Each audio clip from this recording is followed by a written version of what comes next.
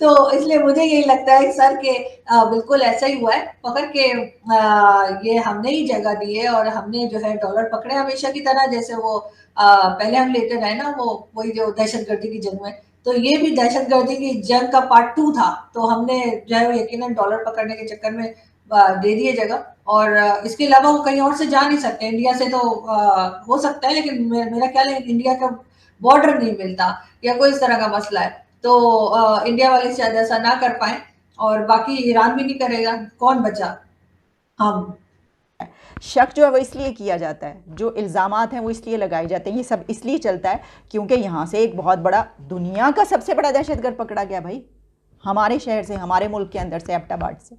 और कहाँ पे है? जहाँ पर, यानी आप सोच सकते हैं कितने फासले पर है वो इस्लामाबाद पिंडी से या बड़े शहरों से एबटाबाद। जाहिर है कि लगता यही है कि पाकिस्तान से ही उड़ा होगा, और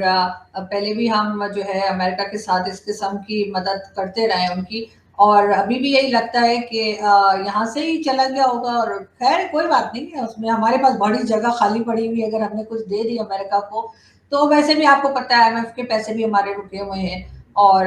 बाद में सामने बात भी की थी कि भाई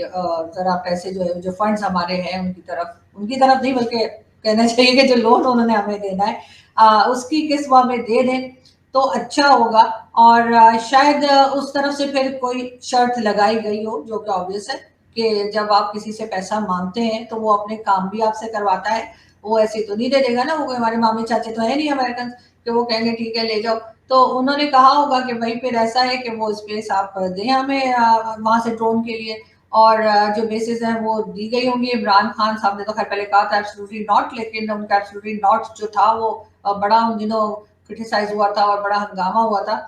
तो बिल्कुल ऐसा ही हुआ होगा मेरे ख्याल से, और जगह दी गई होगी, और उसके बाद यहीं से वो ड्रोन गया होगा, और उसके बाद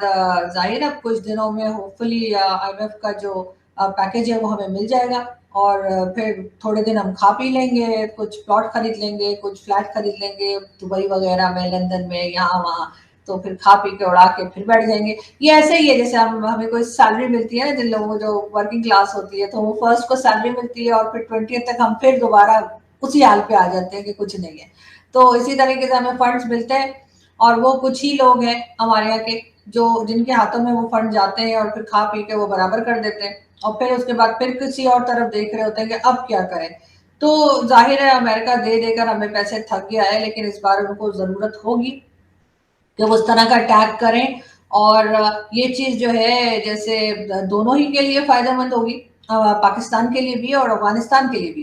क्योंकि वैसे तो अफगानिस्तान के भी रोक रखे, तो उन्होंने भी कहा होगा, जगह बता दी होगी, हमारी तरह थोड़ी कि हमने दाऊद इब्राहिम को रखे, हम बताते ही कोई नहीं, वो आपने जिक्र किया मेजर साहब का, तो वो बिल्कुल शो में आगे, वो तो एड्रेस भी बता रहे थे मेरे शो में, तो खैर उन्होंने एड्रेस सब बता दिया था, स्ट्रीट नंबर पता क्या क्या, तो उन्होंने अफगानिस्तान वालों ने बता दिया होगा कि जी ये जवारी यहाँ पर है, तो वहां पर उन्होंने करके उसका मतलब कहना चाहिए काम खत्म किया होगा। तो मुझे तो यही लगता है, 90% मुझे यही लगता है, और 10% मुझे इसलिए नहीं लगता है कि अगर यहाँ कोई आ गया मेरी खैरियत पूछने तो मैं कहूंगी मैं तो मजाक कर रही थी। यूएस ट्रूप्स का विड्रॉल का 1 साल हुआ है, और 1 साल के बाद ये एक कदम उठाया जाता है और ये बताया जाता है, इसको हम इस तरीके से भी ले सकते हैं कि ये एक इंडिकेशन है,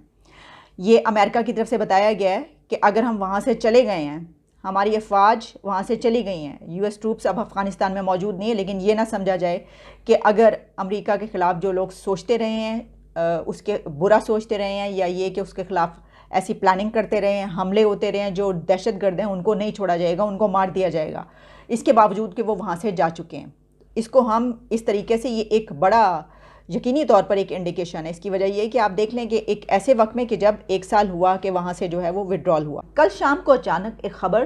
टेलीविज़न स्क्रीन्स पर चलना शुरू होती है, जिसमें बताया जाता है कि ISPR के मुताबिक ये ख़बर आई है कि पाकिस्तान आर्मी एविएशन का एक हेलीकॉप्टर बलूचिस्तान लसबेला में सैलाब ज़दा इलाकों में रिलीफ की कार्रवाइयों के लिए गया था और वो लापता हो गया। और उसके कुछ देर के बाद ये खबर चलती है कि उस हेलीकॉप्टर में पाकिस्तान आर्मी के कुछ हाई प्रोफाइल पर्सनालिटीज़ भी मौजूद हैं। उसमें 6 अफराद सवार हैं, और काफ़ी देर, काफ़ी घंटे गुजरने के बावजूद भी ये पता नहीं चल पाता कि आया उससे रब्ता हो गया है, हेलीकॉप्टर का रब्ता कंट्रोल टावर से दोबारा हो गया, ये अभी तक नहीं मिल पाया। और इन्हीं खबरों के बीच बहुत सी खबरें सामने आती रहती हैं, सोशल मीडिया पर बहुत सी बातें चल पड़ती हैं, लेकिन जो पर्सनैलिटीज़ उसके अंदर मौजूद वो लेफ्टिनेंट जनरल सरफराज अली हैं। और लेफ्टिनेंट जनरल सरफराज अली के मुतालिक फिर ट्वीट्स होना शुरू होती हैं, जिसमें कि हम देखते हैं कि कुछ जर्नलिस्ट भी ट्वीट्स करना शुरू करते हैं। और उसमें जैसे कि सीनियर जर्नलिस्ट मतीउल्लाह जान हैं, वो उनसे क्योंकि उनकी मुलाकात भी रही, तो वो बताते हैं कि वो किस कदर कॉम्पिटेंट ऑफिसर थे और कितने खुश रहने वाले, कितने मिलनसार, जो है वो एक इंसान के तौर पर कितने अच्छे थे। और फिर वो ये भी लिखते हैं कि उनकी बड़ी ख्वाहिश थी, दिल में उनकी एक ही हैड सीक्रेट विश के army chief lieutenant general Sarfaraz Ali आगे चलकर बने। और इसी तरीके से कुछ और जर्नलिस्ट भी इस तरह की बातें लिखना शुरू होते हैं। उसके ऊपर फिर ये फ़िक्रमंदी जो है उसका इजहार किया जाता है। और उसके काफ़ी घंटों के बाद ये ख़बर पता चलती है कि वो हेलीकॉप्टर गिर के तबाह हो चुका है और उसमें जितने भी लोग सवार थे वो सब सरवाइव नहीं कर पाए, शहीद हो चुके हैं। तो इसके बाद एक शोक का समा हो, क्योंकि ये एक बहुत बड़ा सानिया है। दोस्तों, पाकिस्तानी सेना का एक हेलीकॉप्टर कल क्रैश हुआ था, जिसमें 6 पाक सैन्य ऑफिशियल्स मारे गए जो हाई रैंक के थे। अब लगता ऐसा है कि तालिबान या ये कहें कि अलकायदा समूह ने पाकिस्तान से बदला ले लिया है। ISPR तो ये कह रही है कि मौसम खराब था और बलूचिस्तान में बाढ़ की निगरानी कर रहे अधिकारियों का हेलीकॉप्टर क्रैश हुआ था। लेकिन इस पर सवाल जब खड़े होते हैं जब बलूचिस्तान की न्यूज़ वेबसाइट ये लिखती है कि मौसम ठीक था, हवा भी तेज़ नहीं थी, न बारिश थी। तो कहीं ना कहीं ऐसा लगता है कि अलकायदा ने या बलोच फ्रीडम फाइटर्स ने उनका जो हेलीकॉप्टर था वो उड़ा दिया। कल काबुल में अलकायदा का सरगना मारा गया, जिसमें शंका तो नहीं बल्कि यकीनी तौर पर कहा जा रहा है कि पाकिस्तान ने अमेरिका की इस हमले में मदद की। उसने ड्रोन उड़ाने के लिए अपने स्पेस का इस्तेमाल करने दिया। इसकी कड़ियाँ ऐसी भी जुड़ती हैं। कुछ दिन पहले बाजवा साहब बाइडेन एडमिनिस्ट्रेशन से मिलते हैं। अब पैसों के लिए अमेरिका कुछ तो मांगेगा ही। बाजवा साहब ने तुरंत हामी भर दी होगी। अब इसमें जो मारे गए ऑफिशियल्स हैं उसमें कमांडर जनरल सरफराज अली भी है, जो कई बार भारत के खिलाफ जहर उगल चुका है। एक वीडियो में जो हम आपको दिखाने जा रहे हैं वो भारत में मुसलमानों, सिखों और ईसाइयों की स्थिति पर सवाल उठाता नजर आता है, जबकि पाकिस्तान में अल्पसंख्यकों को किस तरह से ईश निंदा का शिकार बनाया जाता है ये जग जाहिर है। आज